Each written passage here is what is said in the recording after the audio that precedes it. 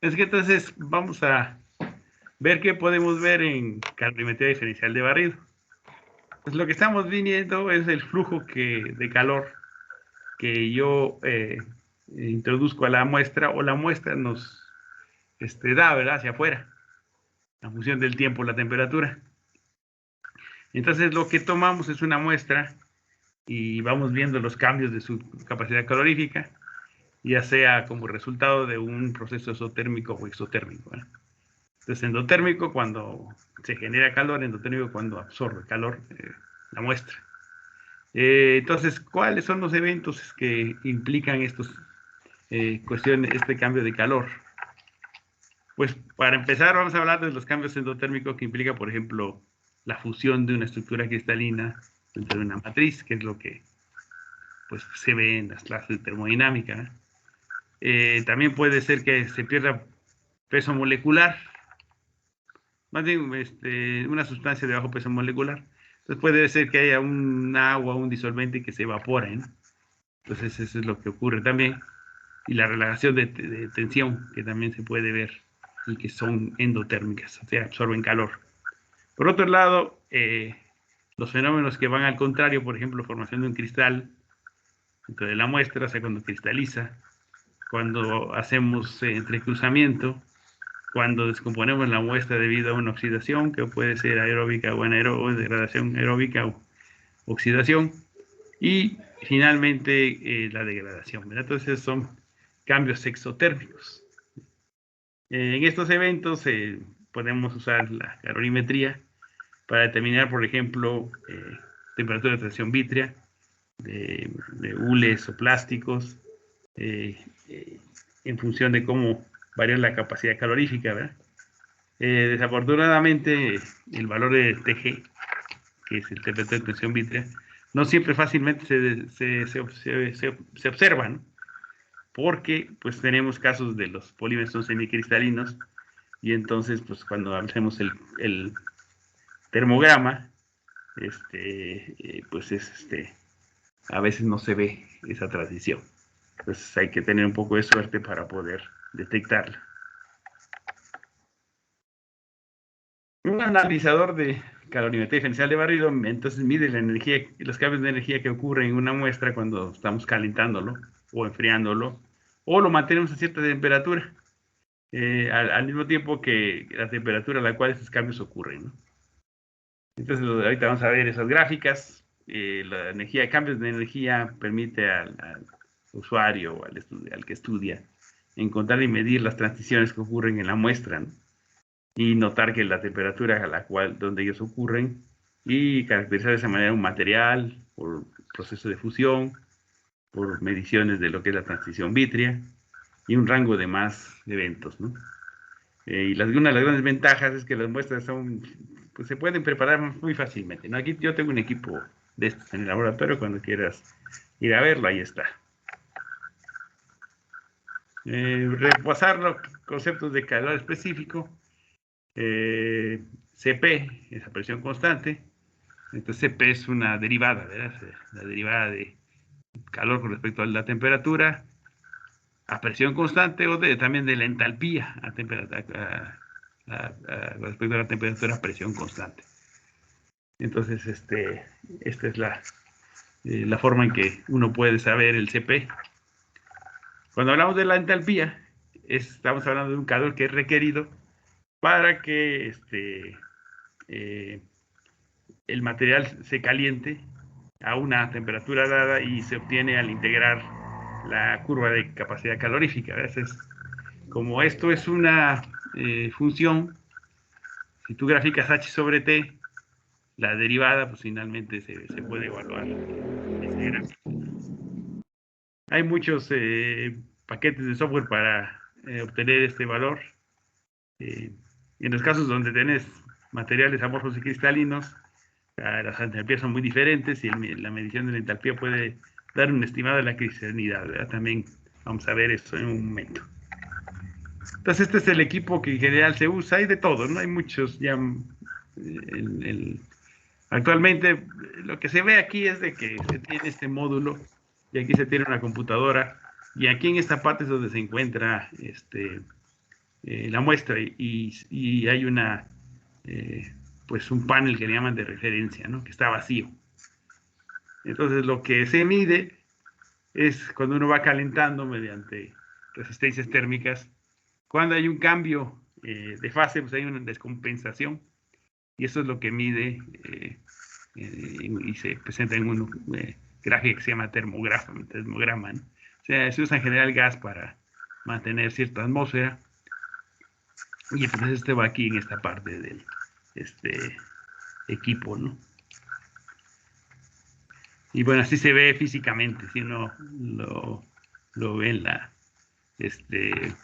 dentro de, de esta parte, pues uno va a ver así como dos paneles, dos zonas, ¿no? Entonces, una zona es la de referencia, que es la que no tiene ninguna muestra, y la otra es donde se pone la muestra. Y ahí está la forma en que se usa este equipo.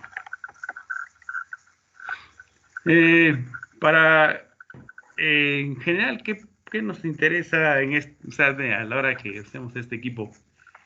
Pues en general podemos hacer una cadenización general, lo que se llama la huella digital del polímero, pues lo podemos ver ahí, la fusión, la ebullición, si es que a veces se puede ver.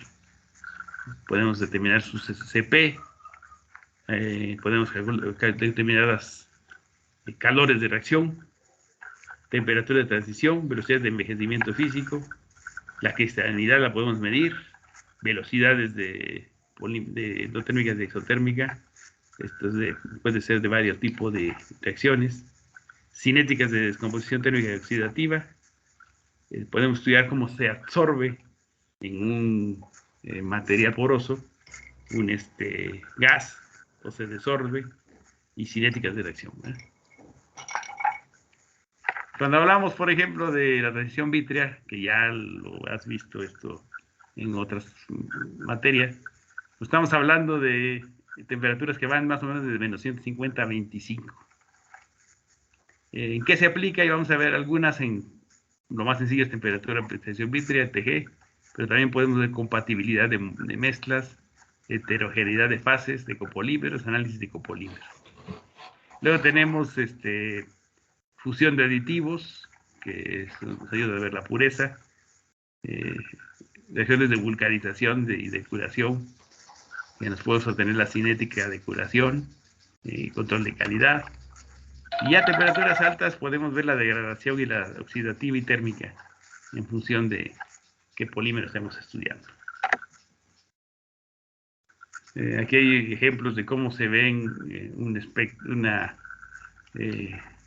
curva, por ejemplo, de calorimetría.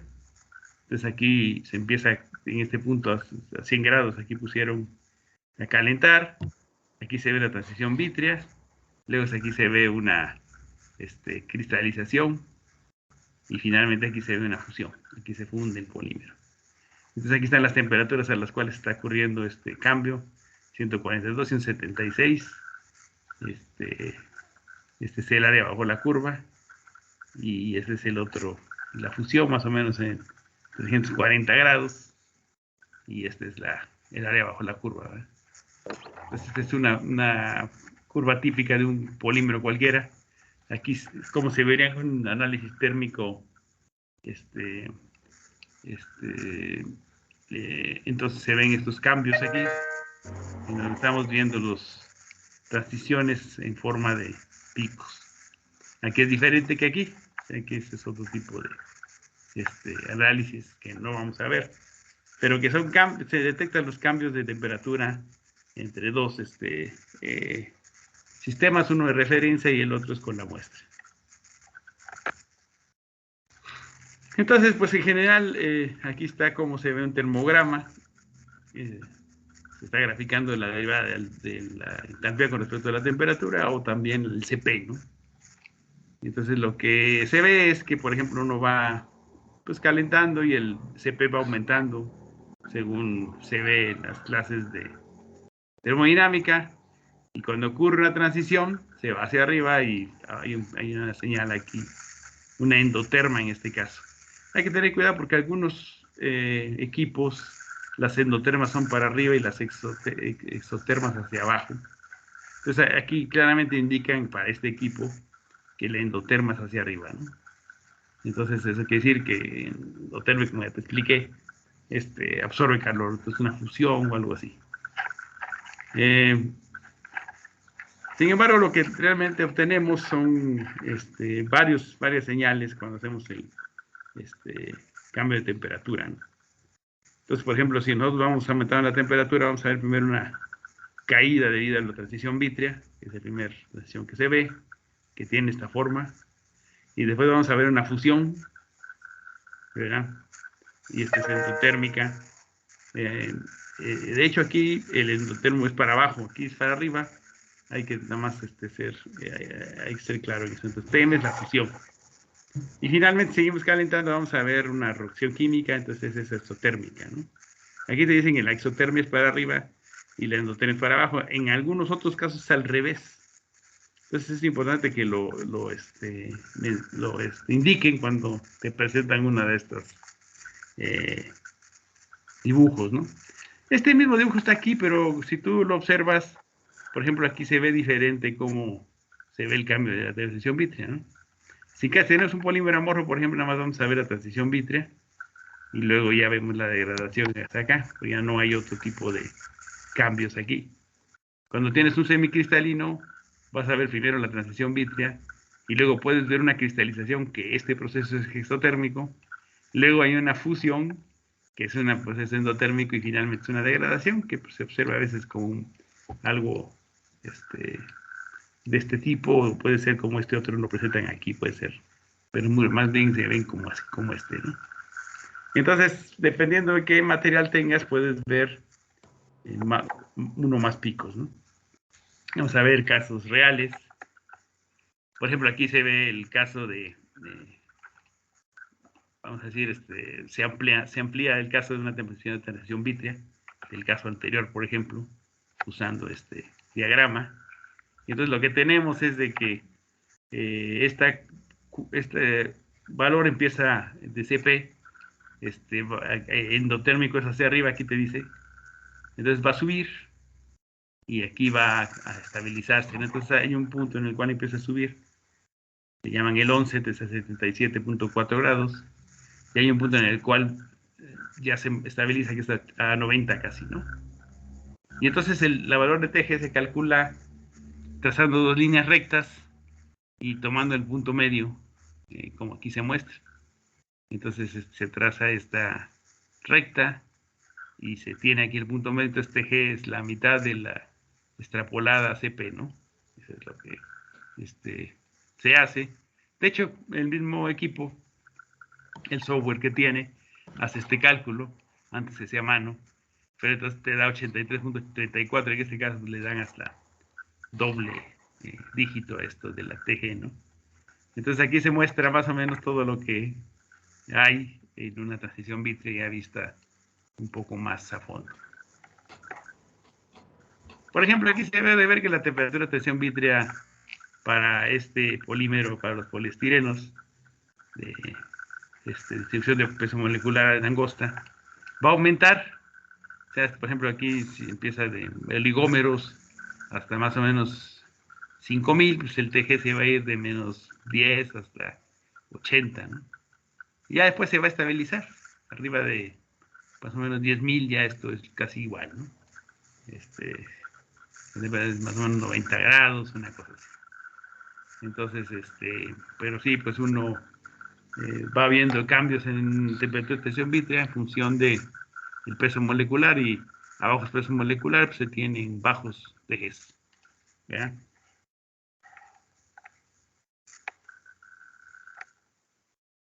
Y aquí hay algunos datos de TG, como vimos en las clases de la licenciatura de la otra materia. Entonces se ve que, por ejemplo, el polietileno tiene un TG de menos 36, o sea, casi debajo de la temperatura ambiente.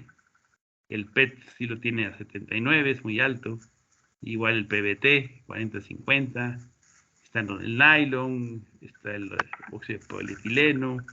En fin, hay una gran cantidad de aquí de polímeros que tienen sus datos de TG. poliestireno casi 100 grados, y así está esta tabla, ¿verdad? Entonces algunos están abajo de temperatura ambiente, otros arriba. También se analiza aquí lo que es la fusión de un polímero. Entonces aquí lo que vemos es de que en realidad esta curva se extiende hasta casi este punto, ¿no? O sea, es muy ancha. Pero bueno, finalmente aquí lo que más importa es que el pico, por ejemplo, está en este valor. Y el área que puedes tomar como la entalpía. O sea, el área bajo la curva es una CP contra T, según la termodinámica, pues la integral de CP de T pues, es la entalpía, ¿no? Entonces, si tú haces el área de todo esto, que está aquí, te va a dar que la entalpía es 900.95 y se le ponen 9889, ¿no? No sé si qué tanto. Entonces, esta área la dividen entre el número de gramos que usaron, parece que fue 1 gramo o algo así. Entonces, ya con eso, pues se ve la entalpía. Aquí el área es lo mismo, nada más de aquí, no sé por qué pusieron otro 8 ahí. Pero el área es finalmente la entalpía. ¿Sí? La entalpía de fusión puede ser, o la entalpía de otro tipo, ¿no? Ebullición, si es agua, o no sé. ¿No? Entonces, esto es lo que se observa en un polímero cuando se analiza por esta técnica. Entonces, tenemos la TG y tenemos la fusión. O sea, por ejemplo, aquí tenemos el caso del PET. Entonces, por ejemplo, aquí lo que vemos es que hay una cosa que se llama estéresis, ¿verdad? O sea, no tiene una forma exacta como esperaríamos, como esta de aquí, o como esta de aquí. Pero bueno, finalmente, pues eso se ve en el PET en general, porque es semicristalino. Entonces, aquí está el TG, se determina que es 161 grados Kelvin, ¿verdad? Aquí estamos hablando de polietileno, es un copolímero de etileno terftalato con oxobenzoato. Entonces es una material que es amorfo porque lo apagan, luego lo vuelven a calentar, lo enfrían y luego se recalienta. Entonces tiene tratamiento largo, ¿no? Y esta tercera es la recalentada. Y entonces es lo que se observa primero y luego se observa esta señal que es de cristalización.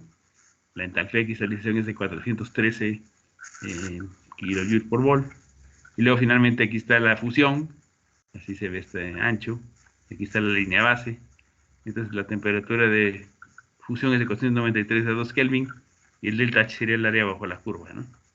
Entonces, aquí no ponen delta H, ni de este ni de este. Ahora, en este otro, que es el mismo caso, pero no, bueno, este es el PET nada más. Aquí sí ponen más datos, ¿no? O sea, por ejemplo, aquí está el onset, el midpoint, todo eso lo calcula el software y entonces te da todos estos datos. También el CP lo puedes calcular. Y luego tienes la cristalización, como aquí.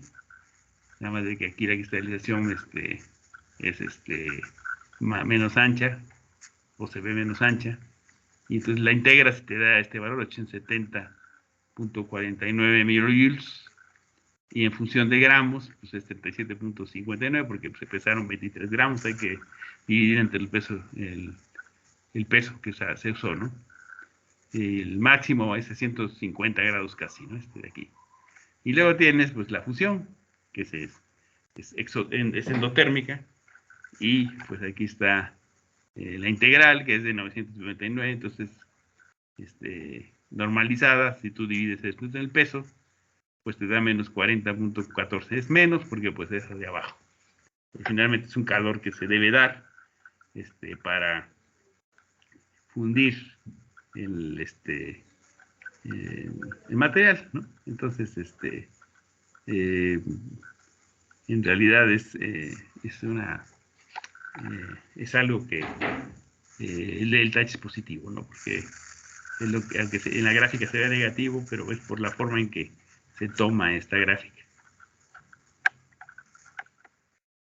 Lo mismo, de hecho, es este mismo, pero estudiado ya más recientemente, y entonces ya se ve un poco más a fondo este cambio aquí de el pico que tiene, le llaman estéresis, porque no se comporta como lo que vimos anteriormente. Luego está otra vez la cristalización y la fusión, ¿verdad? Y la temperatura de cristalización y de fusión en el máximo. Entonces aquí está para este copolímero, ¿verdad? Entonces, aquí la velocidad de calentamiento es de 0.5 grados Kelvin por minuto, o sea, va siendo muy lenta, ¿no?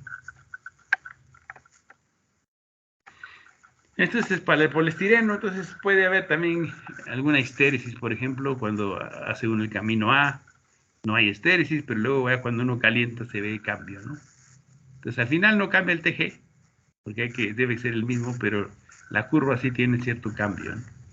Entonces, pues esas son las estéresis que a veces ocurren cuando está uno estudiando enfriamiento y calentamiento del material. O sea, el B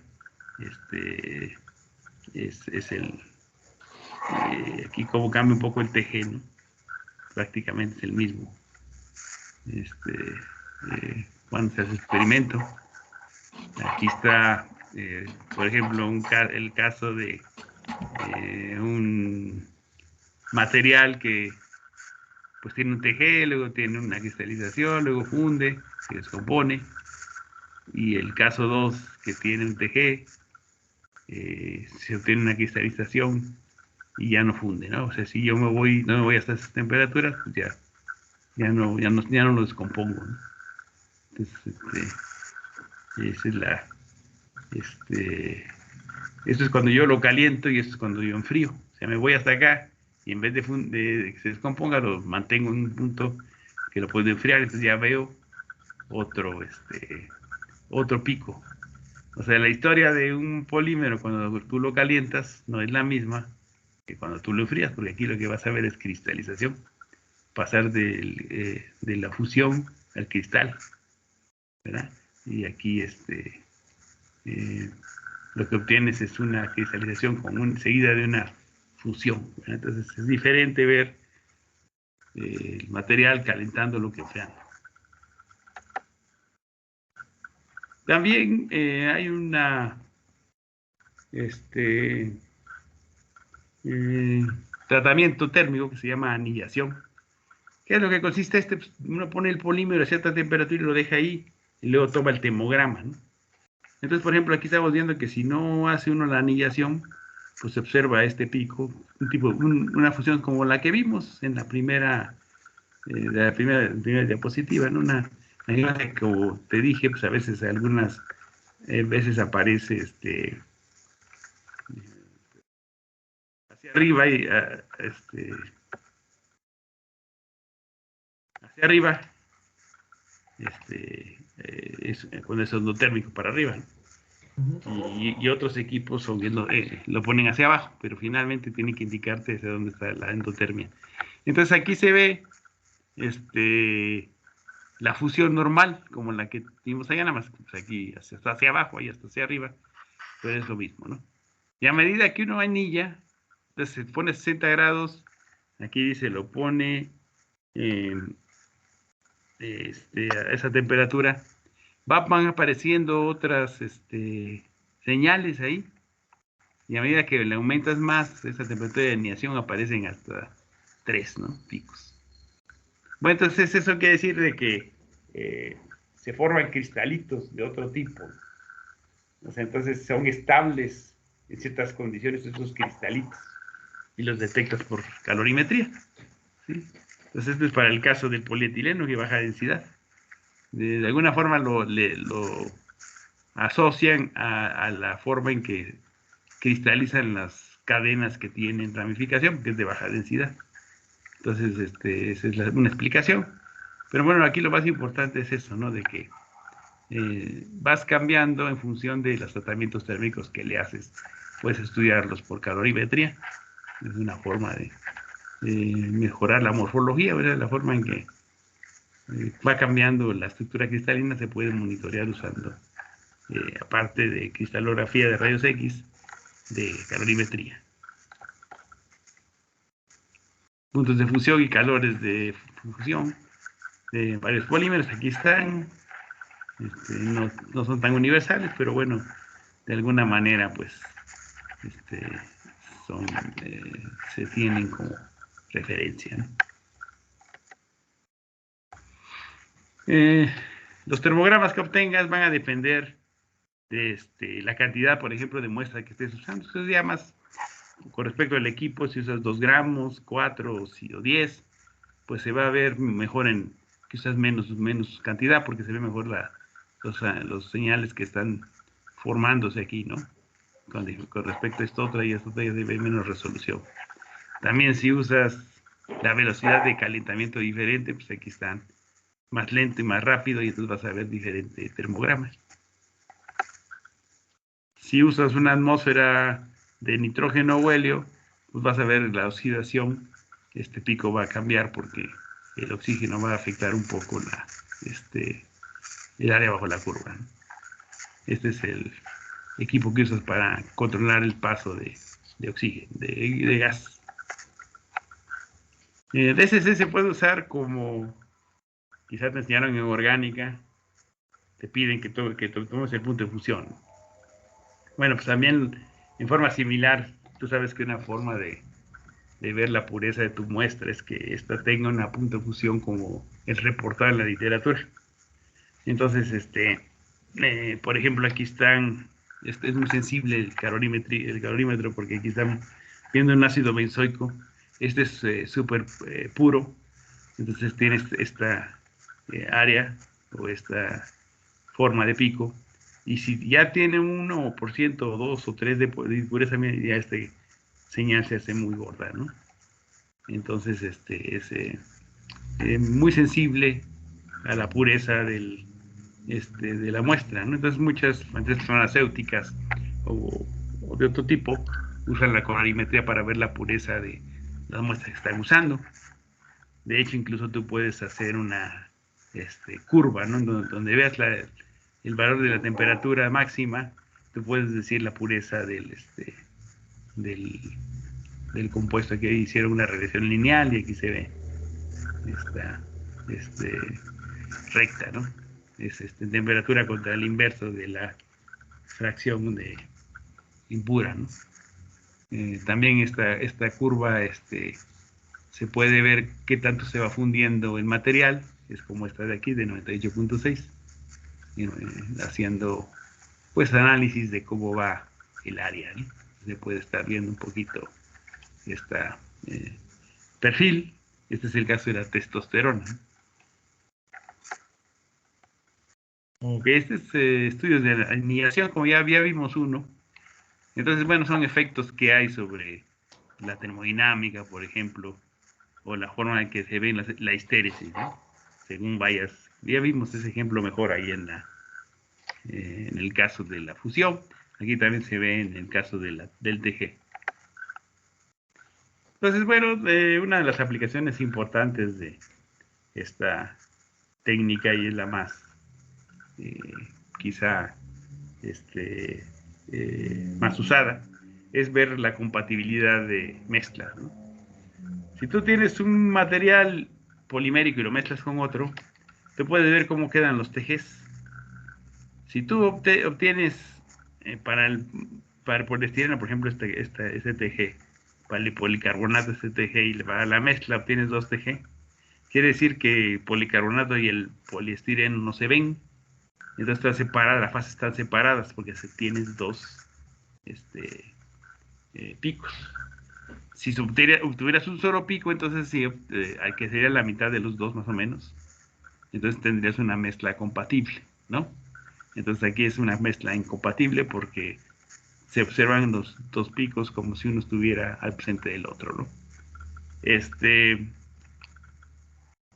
Si tú vas haciendo mezclas, tú vas a ver cambios en el valor de TG y entonces tienes curvas teóricas.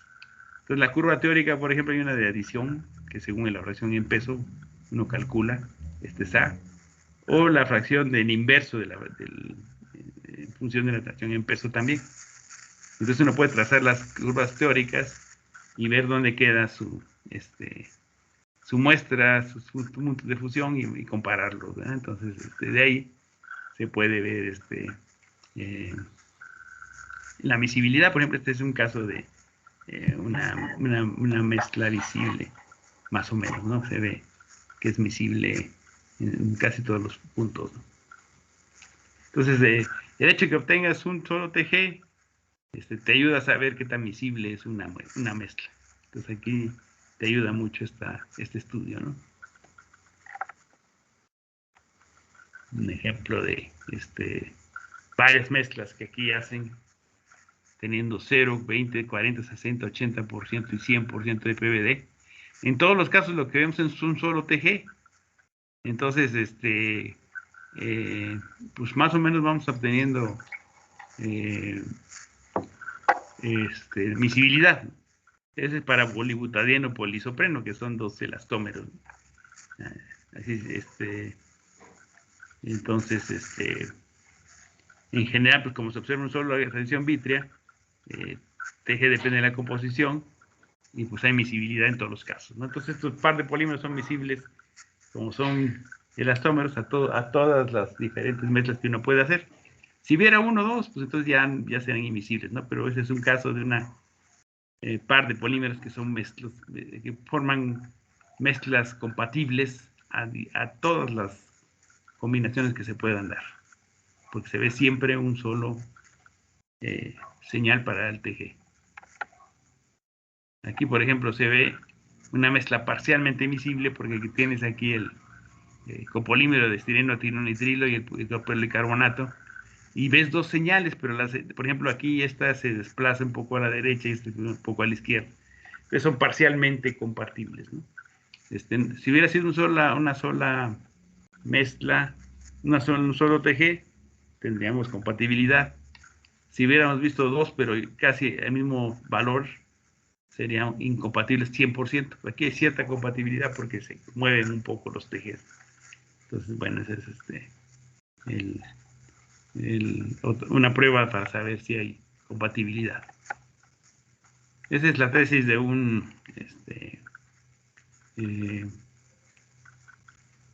personalmente un doctor que trabaja en la Universidad Autónoma de Coahuila, que él casi siguió su tesis solito, ¿no? Yo le ayudé al final, pero por ejemplo aquí estamos viendo cómo diferentes mezclas que él hizo, pues acaba, por ejemplo, esta 90-10 se ven dos TGs, ¿no? Y algunas pues sí son solubles, otras no son. Entonces, pues él fue sacando estas curvas, luego hizo sus gráficas, como aquí se indica, ya sea usando esta relación o esta otra, para calcular los puntos teóricos, ¿no? Y bueno, ahí muestra cómo a ciertas concentraciones sí hay compatibilidad, pero después ya se desvía, ¿no? Porque se desvía de la curva teórica. Aquí estas son las dos curvas teóricas y qué es lo que se observa para estas mezclas, ¿no? Polibutil vinil, polibutil vinil y polimidimetaquilato, ¿no? Y entonces uso Fox o Simja, ¿no? Esas son las dos ecuaciones que son las que están acá. Estas de aquí. Esta y esta. ¿Alguna pregunta hasta aquí? No, de hecho sí me está quedando claro. Okay. De hecho, no sé si le puedo mostrar unos TG que tengo, que sí tenía muchas dudas, que ahorita más o menos me las está aclarando. Claro, sí, los vemos después si quieres. Sí. Muy bien.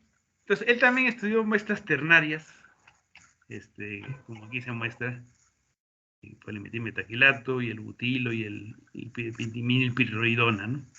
Y en algunos casos sí vio dos TGs, en algunos veo uno solo. Entonces hay mezclas ternarias que son compatibles y otras no. Eso lo estudió también. También hizo aquí sus tablas mostrando cuáles son los TGs de los polímeros solos, usando la ecuación de Fox y los de Simja. Y bueno, de alguna manera estuvo ahí haciendo sus estudios de las mezclas. Aquí está otros datos que él pone. Esto es parte de su tesis doctoral. Y finalmente él pudo hacer estos diagramas de fases, estos que llegas a ver a veces en escuelas en las de fisioquímica, ¿no? Que son 3 componentes. Entonces, esta parte que está en negro es cuando tiene separación de fases. Pero la mayoría de esta región es una sola fase. O sea, todas las combinaciones casi que se hacen de estos 3 polímeros forman una sola fase. Es bien curioso, es interesante, ¿no? Entonces, pues aquí están los parte experimental que hizo y luego ya en función de esto trazó esta área, ¿no? Entonces se llama ternario de fases ternario. Entonces, muy poca gente sabe hacer esto y él lo hizo en su tesis doctoral. Aquí ya otros ejemplos para hacer diagrama de fases. Por ejemplo, estudiar el trifenilmetano y el transestilbeno, son materiales de bajo peso molecular. Aquí, por ejemplo, puedes detectar el eutéctico. Aquí puedes ver cuando tienes eutéctico también. Aquí eso es, la fracción molar es diferente, ¿no? Y al final puedes trazar estos diagramas de fases en función de la entalpía, ¿eh? Y pues de alguna forma hacer la fisicoquímica de estos materiales, ¿no? De estos compuestos en estas gráficas, ¿no? Finalmente tú puedes ver en cristal líquido, puedes ver la transición a, por ejemplo, la primera transición es de cristal a esméctico, de esméctico a colestérico y luego a líquido común. Entonces tienes dos estructuras de cristal líquido aquí, que los puedes detectar usando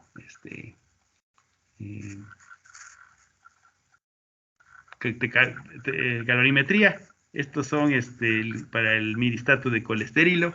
Este es para el enfriamiento, se ven también las 2 transiciones, nada más que se ven otras temperaturas aquí, un poquito cambian, quizá no tanto, ¿no? Está más o menos igual. Pero aquí ya ves hacia abajo porque estás enfriando, ¿no? Entonces los procesos son al revés. Entonces se ven aquí, estos 2 aquí y se vuelven a ver cuando tú enfrías, ¿no? Entonces son el caso de cristales líquidos. Finalmente vamos a ver algo de la capacidad calorífica. No es tan importante desde el punto de vista práctico, pero bueno, los equipos te pueden ayudar a sacar la capacidad calorífica. Y eso puede ser incluso cuantitativamente. Lo puedes hacer, tienes que tener un estándar, se usa Zafiro en general, ¿no? Y entonces aquí te explica más o menos cómo se hacen las corridas. Necesitas 3 corridas. Una primera, aquí te indican cómo haces la corrida y hay una de esas tienes que poner el Zafiro, que es el estándar, pero hay que definir el CP. Y entonces a partir de la definición del CP, uno puede calcular, bueno, uno puede deducir esta ecuación. Y entonces aquí se implica la constante de Newton, el cambio de temperatura entre la referencia y la muestra, y esta es la velocidad a la cual tú calientas, ¿no? El valor de beta.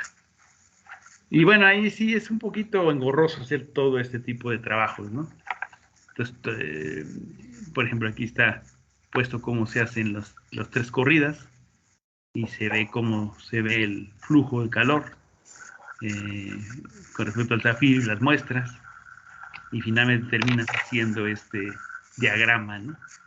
Para sería más o menos igual aquí, ¿no? Y calculas el estado estacionario, lo que es la línea base, los subtraes y ya de ahí obtienes el CP. Es un poquito engorrosón, pero bueno, para quien que esté interesado, casi nadie hace esto porque es muy delicada la forma en que se tiene que trabajar.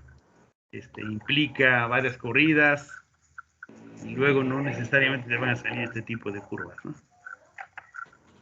Sería todo lo que veíamos de calorimetría. ¿Qué dudas tienes? No, pues de momento ninguna. Ok. Yo quería mostrarle un DSC, una curva de DSC que saqué por ahí. Sí. y a ver si la pudiéramos checar así rápidamente para asociarlo con lo que acabamos de ver. A ver, entonces, y no, entonces voy a quitar esta presentación y ya tú muestras, ya se quitó, ¿no? Sí. Lo que tú tienes. Por aquí lo tengo. ¿Qué muestra es? Este es PLA con dióxido de titanio modificado. Sí. Aquí está la fusión, ¿no? Esta, por ejemplo, esta aquí es exotérmico hacia acá. Aquí está el primer TG, ¿verdad? Parece que sí. Se quiere ver. Ajá. Y luego aquí, en esa misma línea, Sí. aparece la primera cristalización. Es que aquí se me hace curioso, no sé si esto es lo que vimos de anillación, porque hay varias curvas aquí en el flujo y me dan me dan un poco aquí diferentes La las cristalización. curvas No, ajá. sí son. Y sí. Una pregunta: ¿tienes el mismo peso de las muestras? Sí, fueron 5 miligramos. Ajá. No, no corriste un estándar, ¿verdad? Sí, creo que es un estándar. ¿Cuál es? Ay, eso es lo que no sé. Ajá. Sí, porque si tú te acuerdas en la que te mostré, esas deben ser diferencias de cristalinidad, ¿no? Hay que calcular estas áreas bajo la curva para ver, porque aquí se ven más grandes, pero a lo mejor era más muestra, ¿no? Entonces tienes que calcular esas áreas y dividirla entre el peso que usaste para cada caso. Ahora, acá estoy seguro que, por ejemplo, esta de abajo, pues es la que tiene mayor área, ¿no? Esta. Entonces, inclusive se ve más policristalina, ¿no? Entonces, porque sí, ya estás teniendo ahí más complejidad en la estructura cristalina del polímero, ¿no? Entonces, por alguna razón, esa que está ahí es más este, eh, policristalina. Y la de arriba, pues tiene baja cristalinidad, ¿no? De hecho, tú puedes calcular la porcentaje de cristalinidad en función de la eh, área bajo la curva. Sí, la presencia del titanio te está afectando la cristalinidad como era de esperarse, ¿no? Entonces sí es lo que está pasando. Ok. Sí, gracias, doctor. Es que sí, ya ahorita que estuvimos viendo la clase, Ajá, asocié mucho lo que estaba diciendo con estas curvas que no las he todavía analizado bien. ajá. Sí, fíjate, sí, aquí se ve clara el cambio de cristalinidad. Es mejor que los. Bueno, se ve parecido, ¿no? Al Se ve muy parecido. el que te mostré para el poliestireno, creo que era, o qué era. No, Sí, para polietileno. Polietileno. polietileno. Sí. Seguro que alguien ya hizo tienes que revisar eh, este estudio, yo creo porque es el PLA. Seguro que alguien ya hizo un trabajo sobre el PLA. Es cuestión de ver algún estudio en calorimetría y ahí qué tipo de interpretación están dando. Pero sí, básicamente es un cambio en la estructura cristalina, lo que estás viendo. Uh-huh. Ok, doctor. Gracias, doctor. Entonces sí, y que te hagan la área bajo la curva para que veas también el grado de cristalinidad, ¿no? Sí, pues de hecho creo que aquí el software da la opción de hacer el cálculo. Claro, pero también tienes que tener el peso que usaron para este, hacer la corrida. Esto es un calentamiento simple, ¿verdad? Sí, es un calentamiento simple. Desde 20 a 200 más o menos, ¿no? Ujú. Ajá. También en una de esas puedes ver, enfriar otra vez a 20 y luego volver a calentar. Puedes ver la cristalización si enfrías y luego la fusión otra vez. Ahí lo que hace es destruir la historia térmica, ¿no? Y ver cómo queda. la segunda corrida. Pero la gente en general, la segunda corrida es más universal, pero si tú quieres ver la historia térmica, pues debes ver la primera corrida. Y yo creo que es esta, ¿no? Entonces, sí está interesante. Sí, es que lo saqué, pero como todavía no había estudiado, todavía no llegaba a esta parte de mi tesis, todavía no los había checado hasta ahorita que dijo, que me dio la clase y dije, ah, caray, le voy a preguntar una vez. Qué bueno que te aclaró. Ajá, Sí, sí, sí, de hecho sí. qué bueno. Sí, es una técnica para la gente que hace polímeros muy fundamental, ¿no? Sí, lo usamos para prácticamente todos los lugares que vayas y trabajas en materiales poliméricos, hay un calorímetro ahí. Sí, es una herramienta muy útil. Uh-huh. Muy bien. Bueno, entonces mira, te voy a mandar este artículo y pues sí, te digo, la próxima semana desgraciadamente no puedo darte la clase, pero en 15 días nos vemos. Tú prepara mientras el artículo y ya lo presentas, ¿no? Y ya después, la que siguiera, pues ya vamos a ver la de fluorecribón y vamos a ver otras técnicas de caracterización físico-química de polímeros. Muy bien, doctor. Bueno, Eduardo, pues qué gusto verte hoy y pues, pásala bien, descansa y en 2 semanas nos vemos. Igualmente, doctor, entonces nos vemos. En un rato te mando ese artículo. Dale. Bueno, estés bien. Igualmente, doctor. Bye.